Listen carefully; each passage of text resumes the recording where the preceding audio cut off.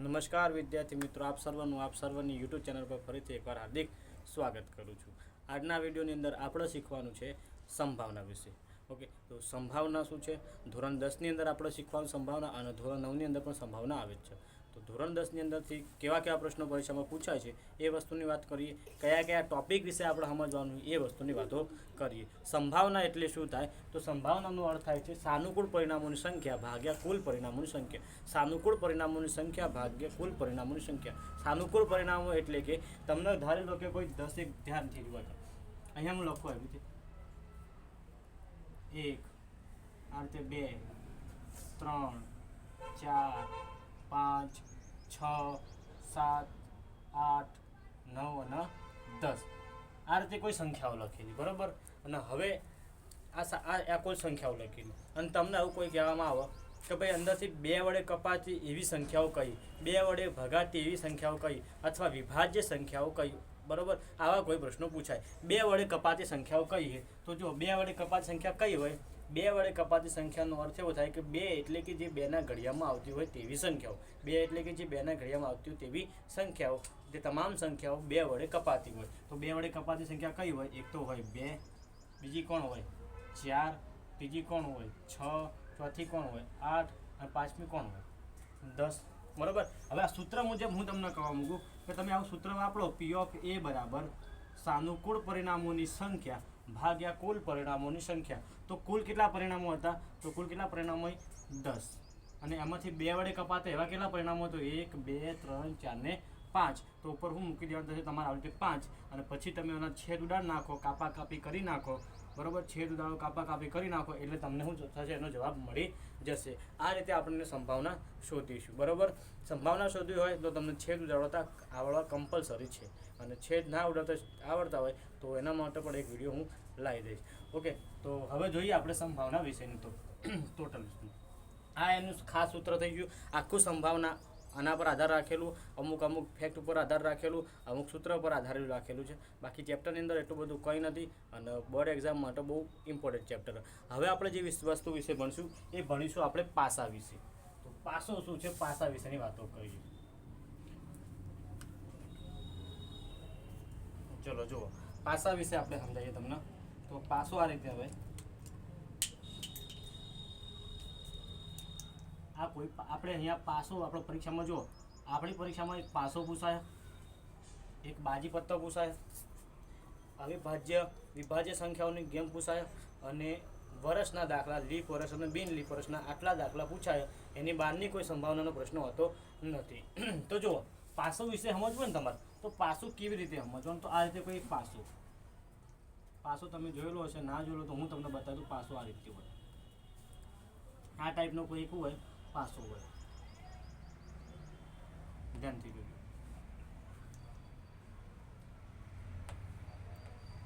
આ શું છે? એક પાસો છે। હવે પાસા પર કુલ કેટલા અંકો હોય? તો પાસા પર કુલ કેટલા અંકો હોય? 6 અંકો હોય। કેટલા અંકો હોય? 6 અંકો હોય। ધારી લો કે આટલા 6 હોય, આટલા 4 હોય, આટલા 3 હોય। તો પાસા પર કુલ કેટલા અંકો હોય પહેલાં એ ખબર હોવી જોઈએ। તો પાસા પર કુલ કેટલા અંકો હોય? તો પાસા પર કુલ 6 અંકો હોય છે। પાસા પર કુલ કેટલા અંકો હોય? તો પાસાની જાણકારી લઈએ તો પાસા પર કુલ 6 અંકો હોય છે। પાસા પર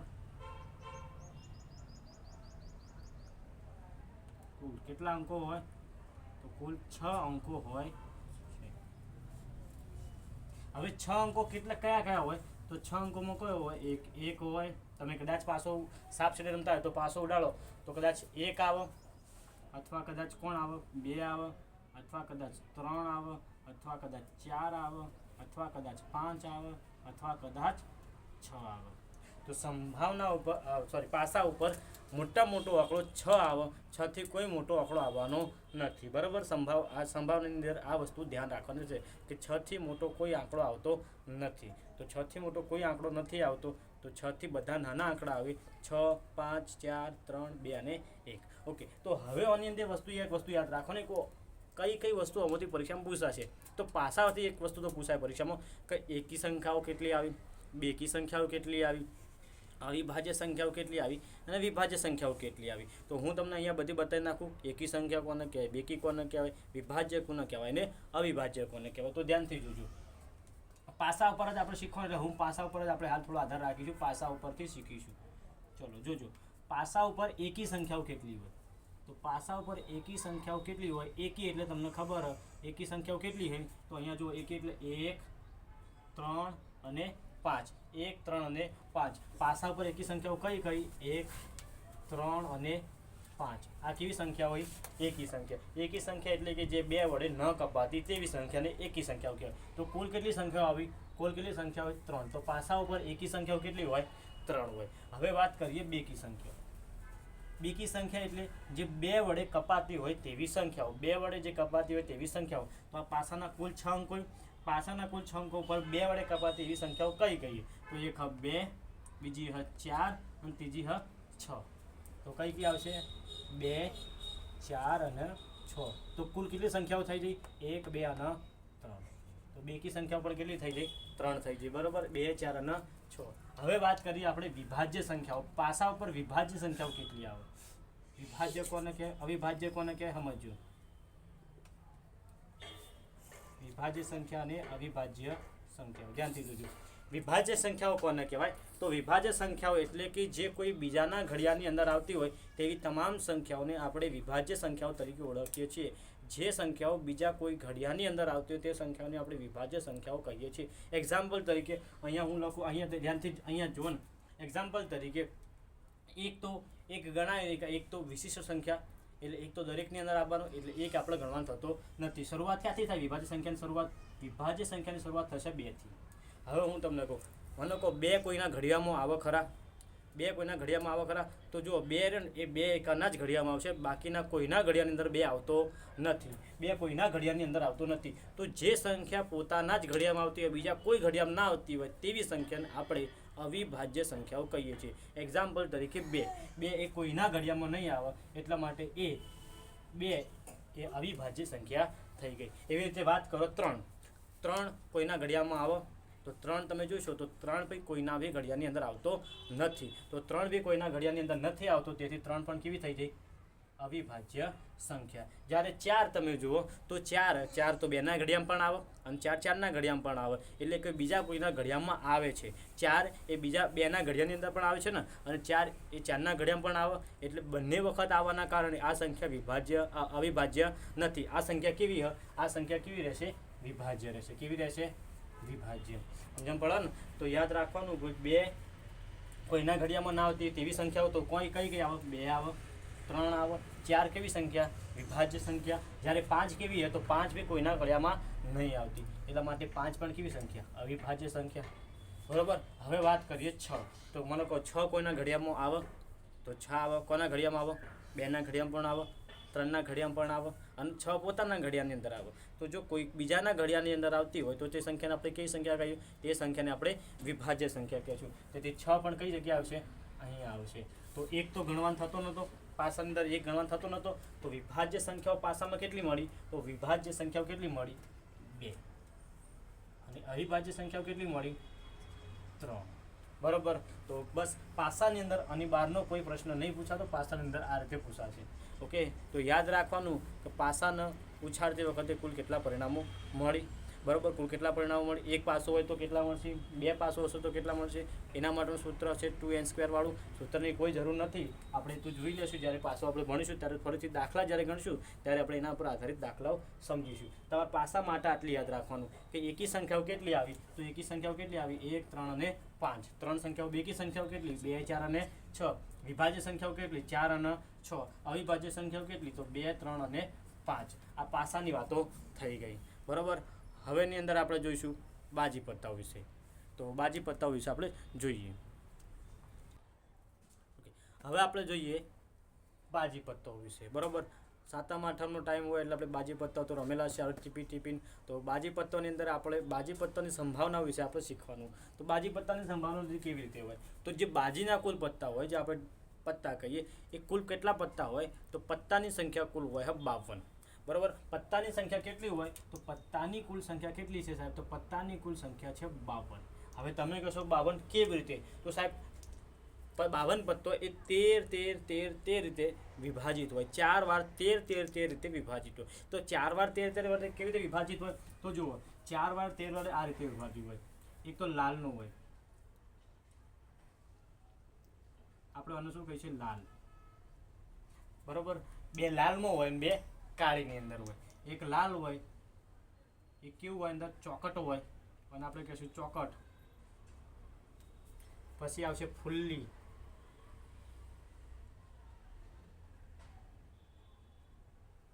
અને પછી આવશે કાળી.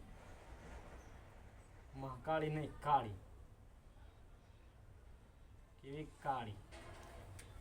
બરોબર. હવે જો લાલ, ચોકટ, ફુલ્લી અને કાળી. તો જે લાલ, ચોકટ, ફુલ્લી, કાળી આવી રીતે 13 ની અંદર વિભાજિત હોય. હવે 13 ની અંદર કેવી રીતે વિભાજિત હોય? તો બાજી પત્તા અંદર કેવું હોય? 1 થી લઈને 10 સુધી હોય. પહેલા તો 1 થી લઈને 10 સુધી, એટલે કે એકો લઈને 1 થી ચાલુ થાય, એકો ચાલુ થાય, એકાથી ચાલુ થશે તો એકાથી લઈને દસા સુધી. એટલે એકો તો ગણવાનું, એકાથી લઈને દસા સુધી. હવે એકાથી લઈને દસા સુધી કુલ કેટલા પત્તો થયો? 10 પત્તો થયો. બીજું કોણ હોય? તો દસા પછી કોણ આવે? ગુલામ, રાણી અને બાદશાહ. ગુલામ, રાણી અને બાદશાહ. તો ગુલામ, રાણી, બાદશાહ અંદર કુલ કેટલા પત્તો હોય? 3 પત્તો. તો હવે કુલ કેટલા પત્તો થયા? 13 પત્તો. સેમ ટુ સેમ પ્રોસેસ અહીંયા હોય ચોકટની અંદર.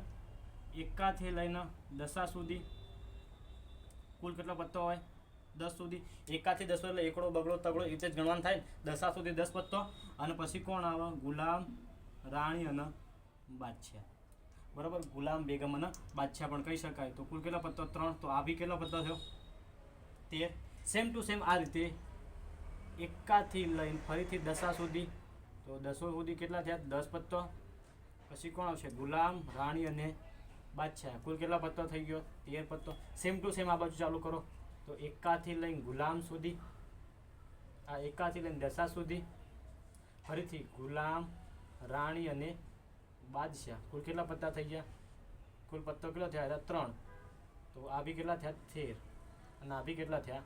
13. તો થઈ જાય 13, 26, 39, 52. કુલ કેટલા પત્તો થઈ ગયો? 52. તો 52 પત્તો મેં તમને બતાવી દીધો કેવી રીતે હોય. હવે તમે જુઓ અંદર આપણે 52 પત્તોની અંદર કેવું હોય તો ધ્યાનથી જુઓ. હવે તમે જોજો, ધ્યાનથી જોજો. હવે આ જે બે બંને પત્તો રહે ને, લાલ અને ચોકટ, આ બંને લાલ રંગનો પત્તો હોય. બાજી પત્તાની અંદર બે જ કલર હોય, એક કાળો કલર હોય અને એક લાલ કલર હોય. તો જે આ લાલ વાળું રહ્યું ના ચોકટ રહ્યું, આ બંને કેવા રંગના હશે? તો આ બંને કેવા હશે? લાલ રંગના. કેવા રંગના હશે? લાલ રંગના. જ્યારે આ બંને કેવા રંગના હશે? કાળા રંગના. કેવા હશે?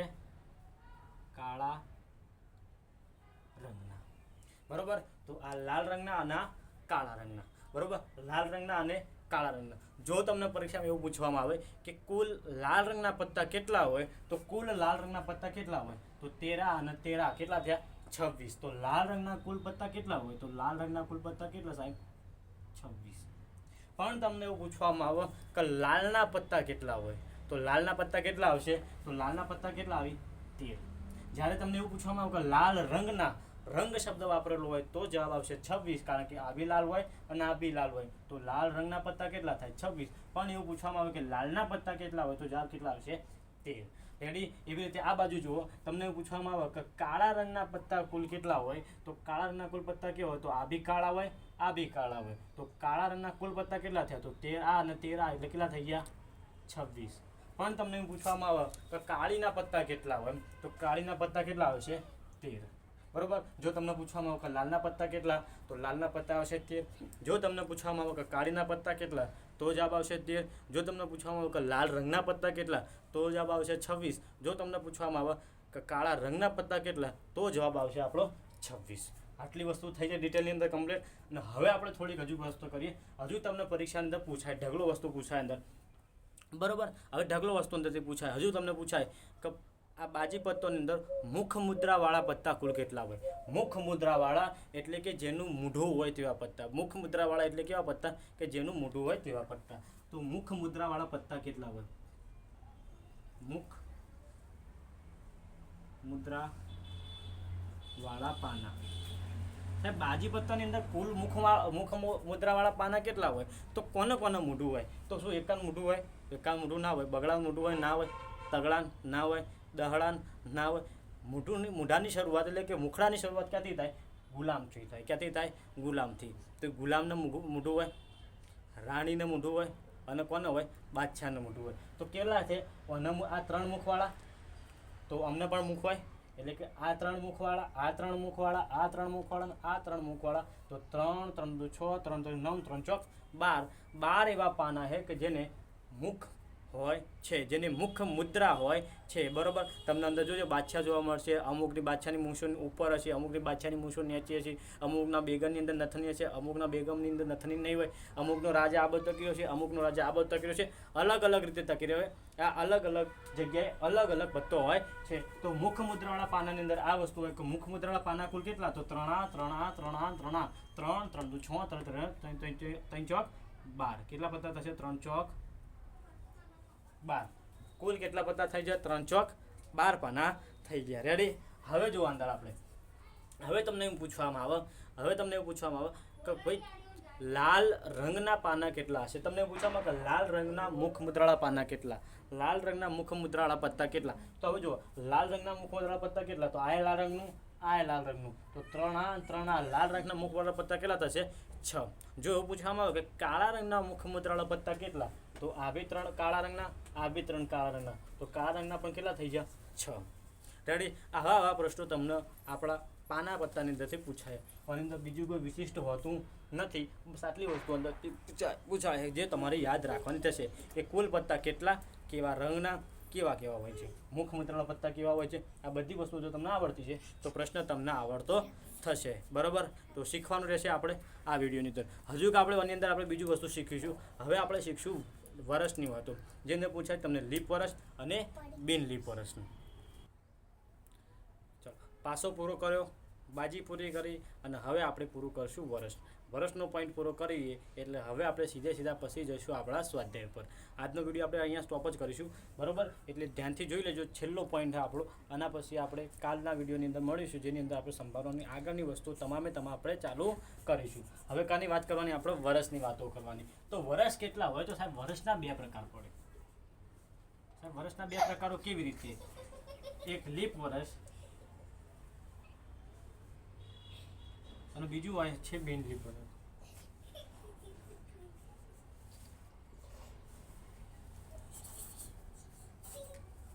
બિન લીપ વર્ષ, એક લીપ વર્ષ અને બીજું બિન લીપ વર્ષ. ઓકે, લીપ વર્ષ કોને કહેવાય, બિન લીપ વર્ષ કોને કહેવાય? ધ્યાનથી જુઓ. આપણે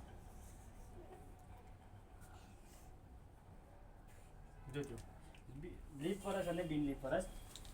લીપ વર્ષ એટલે કે જેની અંદર 366 દિવસ હોય તેને આપણે લીપ વર્ષ કહેશું. જ્યારે બિન લીપ વર્ષ એટલે કે સાદું વર્ષ એટલે કે જેની અંદર 365 દિવસ હોય તેને આપણે સાદું વર્ષ કહેવામાં આવે છે. હવે 365 દિવસ ક્યારે હોય? 365 દિવસ દર વખતે હોય, 365 દિવસે. અને એક વર્ષમાં એવું હશે 366 દિવસ આવશે. એક્ઝામ્પલ 366 દિવસ આવશે. જ્યારે દરેકની અંદર કેટલા વર્ષો આવશે? 365. આખું વર્ષ કેટલા વર્ષનું હોય? 365. પણ કોઈ એક દિવસ વધારે આવવાના કારણે 366 થશે. તો લીપ વર્ષ ક્યારે આવશે એ વસ્તુ આપણે જોઈએ. તો લીપ વર્ષ ક્યારે આવે? તો દર 4 વર્ષે લીપ વર્ષ આવે. એક્ઝામ્પલ તરીકે જુઓ, 2001, 2002, 2003 અને 2004, બરોબર. તો 2001 લીપ વર્ષ નથી, 2002 લીપ વર્ષ નથી, 2003 લીપ વર્ષ નથી, 2004 લીપ વર્ષ. હવે તમને ખબર પડે કે કેવી રીતે લીપ વર્ષ છે, બરોબર. તમને કેવી રીતે ખબર પડે કે આ લીપ વર્ષ 2004? તો કેવી રીતે ખબર પડે? તો ધ્યાન આપજો. જ્યારે પણ તમે કોઈ વર્ષના છેલ્લા આંકડા હોય, છેલ્લા 2 આંકડા હોય, તે છેલ્લા 2 આંકડા જો 4ના ઘડિયામાં આવતા હોય તો તે સંખ્યા લીપ વર્ષ તરીકે ઓળખવામાં આવે છે. જેમ કે જુઓ, 04 એ 4ના ઘડિયામાં આવે એટલે કે 4 વડે કપાય કે ના કપાય? તો હા, 4 વડે કપાય. તો 2004 એ કેવું વર્ષ છે? લીપ વર્ષ છે. જેમ કે તમને કહેવામાં આવે કે 2024, તો શું છેલ્લા આંકડા 4ના ઘડિયામાં આવી? તો જુઓ, હા, 4 સંગના 24, તો 2024 પણ કેવું વર્ષ છે? લીપ વર્ષ છે. હાલ ચાલુ આપણું 2025-26 જોજો. હવે આપણે જઈએ કે 2026, તો 26 4ના ઘડિયામાં આવે? તો 4ના ઘડિયામાં આવશે નહીં. તો 26 જો 4ના ઘડિયામાં ના આવે તો આ કેવું વર્ષ થશે? આ થશે આપણું બિન લીપ વર્ષ. આ કેવું થશે? આપણું બિન લીપ વર્ષ.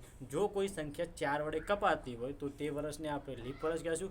જો કોઈ સંખ્યા 4 વડે નહીં, છેલ્લા આંકડા 4 વડે નહીં કપાય તે વર્ષને આપણે બિન લીપ વર્ષ તરીકે ઓળખવામાં આવે છે. સમજણ પડી ગઈ છે, બરોબર. લીપ વર્ષ કોને કહેવાય, બિન લીપ વર્ષ કોને કહેવાય, સમજણ પડી ગઈ? ઓકે, હવે ધ્યાનથી જુઓ. હવે આપણે જોઈએ ધ્યાનથી, આપણે અહીંયા ધ્યાન આપવાનું. ઓકે, તો કયા મહિનાની અંદર આવવાના કારણે એક દિવસ વધી જાય. તો તમે જોશો કે ફેબ્રુઆરી મહિનાની અંદર મોસ્ટ ઓફલી 28 ફેબ્રુઆરી સુધી હોય, પણ જ્યારે લીપ વર્ષ આવશે ત્યારે એક દિવસ વધશે અને તે જગ્યાએ 29 ફેબ્રુઆરી આવશે. એટલે કે દર 3 વર્ષ પછી, દર 4 વર્ષ કહી શકાય, દર 4 વર્ષે એક મહિનો આવશે એવો, દર 4 વર્ષે લીપ વર્ષ આવશે. બરાબર. એટલે કે જો કોઈનો જન્મ 29 ફેબ્રુઆરી થશે તે વ્યક્તિનો જન્મદિવસ 4 વર્ષ પછી આવશે. એટલે 29 ફેબ્રુઆરીનો બર્થડે 4 વર્ષ પછી આવશે. એટલે કે 4 વર્ષે એ લોકો એક વર્ષનો કહી શકાય એવી વસ્તુ થશે. તો આ વસ્તુ થઈ ગઈ. તમારે એક આ વસ્તુ યાદ રાખવાનું, આ બધા આપણે એમસીક્યુની અંદર કામમાં આવવાના, એટલે ધ્યાનથી સમજી લેજો. હું આના એમસીક્યુ કરાય એટલે જબરજસ્ત રીતે આપણે બધી વસ્તુ અંદર ડિટેલ ટુ ડિટેલ આપણે ભણીશું. શોર્ટ ટ્રીકની મદદથી પણ ભણીશું. હવે જાન્યુઆરી મહિનો, ફેબ્રુઆરી મહિનો, માર્ચ, એપ્રિલ, મે, જૂન, જુલાઈ, ઓગસ્ટ, સપ્ટેમ્બર, ઓક્ટોબર, કોની અંદર કેટલા કેટલા દિવસો હોય. બરાબર. કોની અંદર 31 દિવસ આવે, કોની અંદર 28 દિવસ આવશે, કોની અંદર 30 દિવસ આવશે, આપણે એ વસ્તુ શીખીએ. જો જાન્યુઆરીની અંદર કેટલા દિવસ હોય, તો જાન્યુઆરીની અંદર 31 દિવસ હોય. ફેબ્રુઆરી દિવસની અંદર ફેબ્રુઆરીમાં કાં તો 28 હોય, કાં તો 29 હોય. 28 ક્યારે હશે, જ્યારે બિન લીપ વર્ષ હશે ત્યારે. જ્યારે લીપ વર્ષની અંદર કેટલા દિવસ હશે, 29 દિવસો હશે. ઓકે. તો આ તમે આવું વસ્તુ શીખેલા હશો કે ખાડો ટેકરો, ખાડો ટેકરો. જો ટેકરો આવે તો 31 દિવસ અને ખાડો આવે તો 30 દિવસ. તો જાન્યુઆરીમાં અહીંયાથી ચાલુ કરો. જાન્યુઆરી કેટલા દિવસ, ટેકરો આવે તો ટેકરો આવે તો કેટલા દિવસ કહેવાય, 31. ફેબ્રુઆરીમાં મેં તમને કહી દીધું, ફેબ્રુઆરીમાં તમારે શું લખવાનું, કાં તો 28 આવે કાં તો 29. એટલે હવે જાન્યુઆરી, ફેબ્રુઆરી નીકળી ગયું. હવે કોનો વારો આવ્યો, માર્ચ. તો માર્ચ ઉપર શું આવ્યો, ટેકરો. ટેકરો આવે તો કેટલા દિવસ, 31. તો જો જાન્યુઆરી, ફેબ્રુઆરી, માર્ચ, એપ્રિલમાં શું આવ્યો, ખાડો. તો કેટલા દિવસ હશે, 30 દિવસ. એટલે કે એપ્રિલ મહિનો 30 દિવસનો હશે. જાન્યુઆરી, ફેબ્રુઆરી, માર્ચ, એપ્રિલ. કોણ આવ્યો, મે. તો મે કેટલા દિવસનો છે, 31નો. ટેકરો આવે ને પછી કોણ આવશે, જૂન. તો કેટલા દિવસનો આવશે, 30 દિવસનો. પછી કોણ આવશે, જુલાઈ. કેટલા દિવસનું થશે, 31. પછી કોણ આવશે, ઓગસ્ટ. ઓગસ્ટ કેટલા દિવસનું થશે, 31. પછી કોણ આવશે, સપ્ટેમ્બર. કેટલા દિવસનું થશે, 30. પછી કોણ આવશે, કેટલા દિવસનું થશે, 31. પછી કોણ આવશે, નવેમ્બર. કેટલા દિવસનું થશે, 30. અને પછી કોણ આવશે, ડિસેમ્બર. કેટલા દિવસનું થશે, 31. એટલે કે 31 દિવસ થશે. અને આ રીતે આપણું કેલેન્ડર ચાલતું હોય છે. બરાબર. તો તમામ વસ્તુઓ હું સંભાવના તમને અંદર શીખવાડતી હતી. હવે આપણે ચાલુ કરીશું સ્વાધ્યાય, પછી એમસીક્યુ ચાલુ કરીશું અને આખું ચેપ્ટર આપણે ડિટેલ પૂરું કરીશું. કોઈ વસ્તુ હું તમને બાકી નહીં રાખું. એમસીક્યુથી લઈને બધું વસ્તુ શીખવાડશું. ભલે આપણે અંદર આના 50 ભાગ કરવા પડે કે 25 ભાગ પાડવા પડે, જેટલા ભાગ પડશે એટલી બધી વસ્તુ આપણે કવર કરીશું. પણ એક વસ્તુ બાકી નહીં રાખી. તમને અંદર ફ્રીની અંદર તમને કોઈ આટલી બધી વસ્તુ નહીં આપો, તમારે કોઈ જગ્યાએ ટ્યુશન કરવાની જરૂર નહીં પડે એટલી વસ્તુ હું ગેરંટી આપું. જો તમે મારા વિડીયો જોઈ લેશો તો તમારે અહીંયા જેટલું પણ શીખવાડું, ભલે વિજ્ઞાન હોય, ઇંગ્લિશ હોય કે ગુજરાતી હોય કે ગમે તે જે વિષય હું ભણાવીશ, ઇંગ્લિશ ભણાય કે વિજ્ઞાન ભણાવો કે ગણિત, A to Z જે વિષય હું ભણાવીશ એટલે હું ગેરંટી આપું જે વસ્તુ હું શીખવાડે એટલી વસ્તુ યાદ રાખજો. એની બહારનું કોઈ પ્રશ્ન પરીક્ષામાં કદી નહીં પૂછાય. એની બહારની અંદર, એની અંદરથી જ બધું હશે. બધું વસ્તુ તમને આવડતું હશે. બરાબર. તો તૈયારી કરવા માટે તૈયાર થઈ જજો. નવા વિદ્યાર્થીઓ 2026ની અંદરથી આપણે વેકેશનમાંથી ચાલુ કરી દેવાનું. 9માવાળા હવે તમે 10મામાં આવી ગયા છો એટલે તમારે હવે ચાલુ કરી દેવાનું જો તમારે સારા એવા માર્ક્સ લાવવા હોય તો. મળીએ આગળના વિડીયોની. જય હિન્દ, જય ભારત, ભારત માતા કી જય.